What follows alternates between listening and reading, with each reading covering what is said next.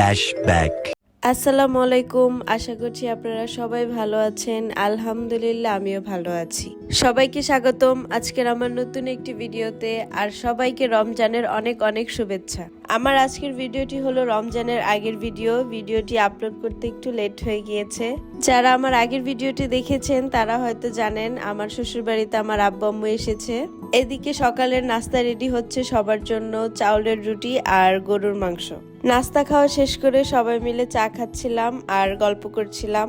এটা হলো খাবারের রুম, এখানে সবাই একসাথে মিলে খাবার খায়, কেউ আলাদা আলাদা খাবার খায় না। তারপর চা খাওয়া শেষ করে দেখি আমার বড় ভাসুর পুকুর থেকে মাছ ধরতে যাবে, তাই আমিও চলে গিয়েছি মাছ ধরা দেখতে আর ভাইয়াকে একটু সাহায্য করতে। এই পুকুরটা হলো আমার শ্বশুর বাড়ির পুকুর, এটা আমার হাজবেন্ড ও তার ভাইদের পুকুর। বর্ষার সময় এখানে অনেক পানি থাকে, এখন তো বর্ষার সিজন না, তাই পানিও কম। আশেপাশের মানুষ এসে এই পুকুরে গোসল করে, এখানে ময়লা কোনো জিনিস ফালানো হয় না।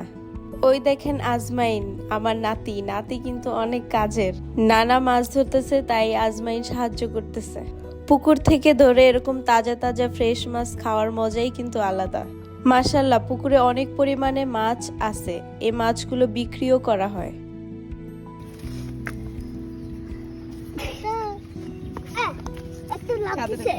একটা লাভ দিছে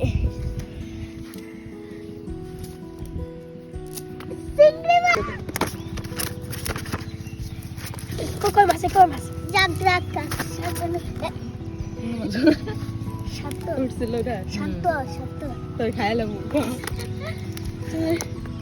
শান্ত করে দিছো। আমাদেরও প্রায় মাছ ধরা কমপ্লিট।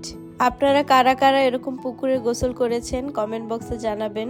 আমি কিন্তু কখনো পুকুরে গোসল করিনি, কিন্তু আমার অনেক ইচ্ছা আছে। যাওয়ার পথে দেখলাম মোটর থেকে এরকম সুন্দর পানি পড়ছে, তাই আমিও ভাবলাম একটু হাতটা ভিজিয়ে নিই। মোটরের পানিগুলো অনেক পরিষ্কার।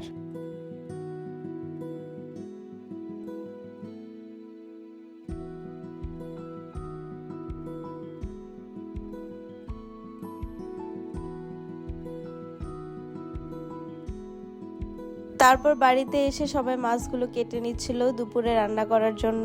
মাশাআল্লাহ, মাছ কিন্তু অনেক পরিমাণেই ধরা হয়েছে। দুপুরে ছোট মাছ বড় মাছ দুইটাই রান্না করা হবে। তারপর বিকেল বেলায় এখানে আমার ভাসুর আমাকে সবেদা পেরে দিচ্ছিল গাছ থেকে, এগুলো আমি ঢাকা নিয়ে যাব। তাই আমার ভিডিওটি এতক্ষণ পর্যন্ত দেখার জন্য সবাইকে ধন্যবাদ। সবাই সুস্থ থাকবেন, নিরাপদে থাকবেন। আল্লাহ হাফেজ।